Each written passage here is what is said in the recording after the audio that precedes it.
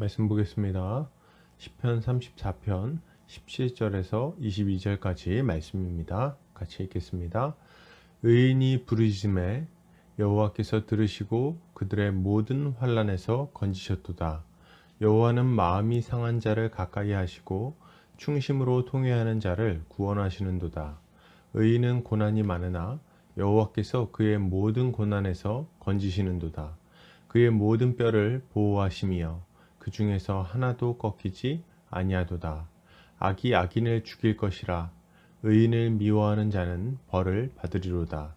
여호와께서 그의 종들의 영혼을 속량하시나니 그에게 피하는 자는 다 벌을 받지 아니하리로다. 아멘. 시편 34편 17절에서 22절까지 의인의 뼈를 보호하시는 주라는 제목으로 말씀 보겠습니다. 신자는 이 땅에서 많은 고난을 당합니다. 이것은 피할 수 없는 일이죠.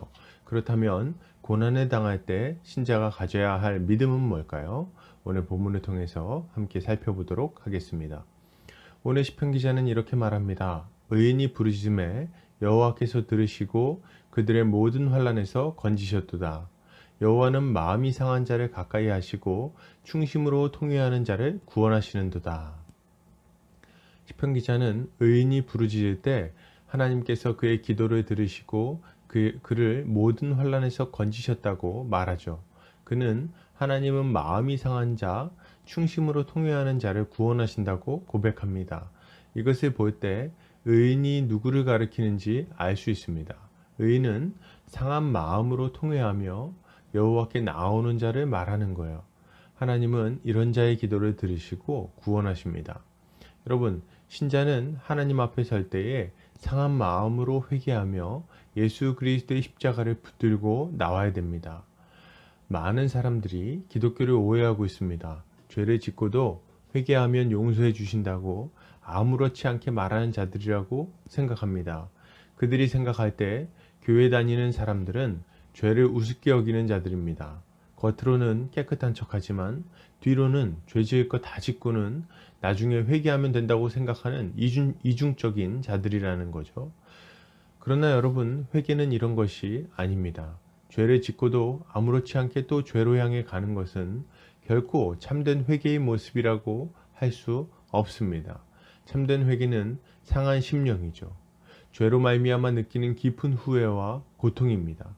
그리고 그 고통 속에서 하나님께로 돌이키는 것이 바로 회개라고 할 수 있겠습니다.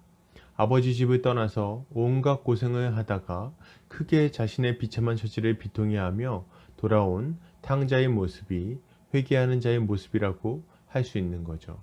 하나님은 놀랍게도 이런 자를 의인이라고 부르시고 회복시켜 주십니다. 그들의 통회하는 모습을 보시고 그들을 환난에서 건지시는 거예요. 그러므로 신자는 환난 중에 자신을 돌아보고 회개해야 하는 것입니다. 그리고 하나님이 주시는 회복을 받아 누려야 할 것입니다. 계속해서 보겠습니다. 시편 기자는 이렇게 말합니다. 의인은 고난이 많으나 여호와께서 그의 모든 고난에서 건지시는도다. 그의 모든 뼈를 보호하시며 그 중에서 하나도 꺾이지 아니하도다. 시편 기자는 의인이 고난이 많다고 고백합니다. 그러나 그가 걱정하지 않아도 되는 이유는 하나님이 보호하시기 때문에 그렇습니다. 하나님은 의인을 보호하셔서 그의 뼈가 하나도 꺾이지 않게 하시는 분이시죠. 고난은 악한 세상 속에서 의롭게 살아가는 자들에게 당연히 찾아오는 것입니다. 고난을 당하지 않는 의인은 찾아볼 수가 없습니다. 의로우신 우리 주님도 고난을 당하시지 않으셨습니까? 주님은 아기 때부터 헤롯의 위협을 당했고 가난한 집에서 자라셨으며 아비 없는 자식이라고 많은 조롱을 당하셨습니다. 주님은 공생의 가운데도 수시로 비난을 당하셨고 목숨의 위협을 받으셨어요. 악한 종교 지도자들은 모함하고 조롱하고 비난하는 일을 멈추지 않았습니다.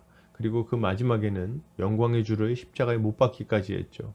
그러나 여러분, 하나님은 주님을 이 모든 환난 중에서 건지셨습니다. 그리고 우리를 구원하기 위해 십자가에 달리실 때 그의 뼈가 꺾이지 않게 하셔서 그의 의로우심을 증거하셨어요.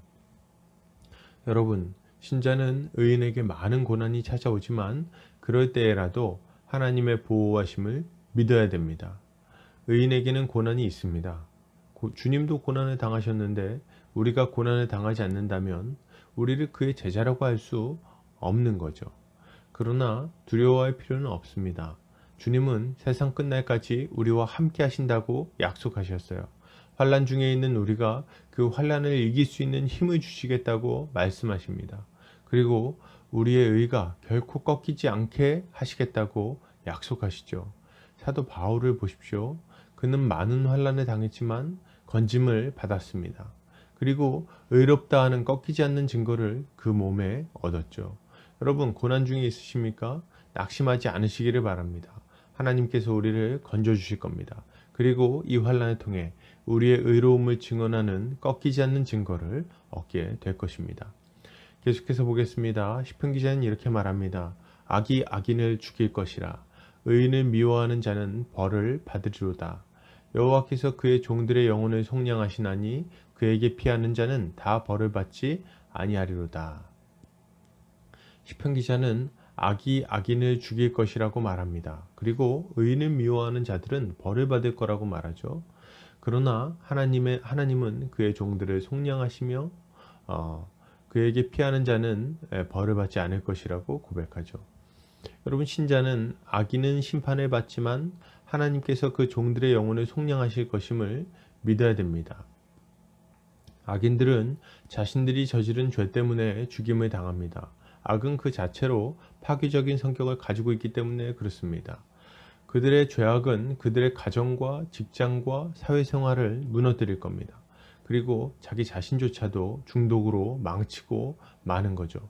이것이 가공할 만한 죄의 파괴력입니다. 누가 이 죄의 위력에서 자유롭다고 말할 수 있겠습니까? 누가 죄를 짓고도 괜찮을 거라고 말할 수 있겠냐는 거예요.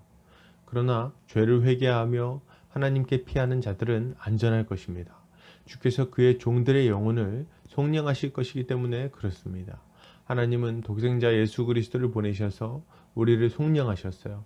주님은 십자가에서 저주의 형벌을 받으심으로 우리의 모든 죄가를 치르셨습니다. 그리고 이제 우리는 예수를 믿음으로 그 공로를 받아 멸망에서 생명으로 옮기게 된 거죠. 우린 이것을 믿고 감사하며 우리 하나님께 합당한 찬양을 올려드려야 할 것입니다. 결론을 드립니다. 여러분, 상한 마음으로 주님 앞에 서시기를 바랍니다. 주께서 우리를 회복시켜 주실 것입니다. 믿음으로 의로운 삶을 살며 주님의 보호하심 아래서 평강을 누리시기를 바랍니다. 주님께서 우리에게 은혜를 베풀어 주실 것입니다.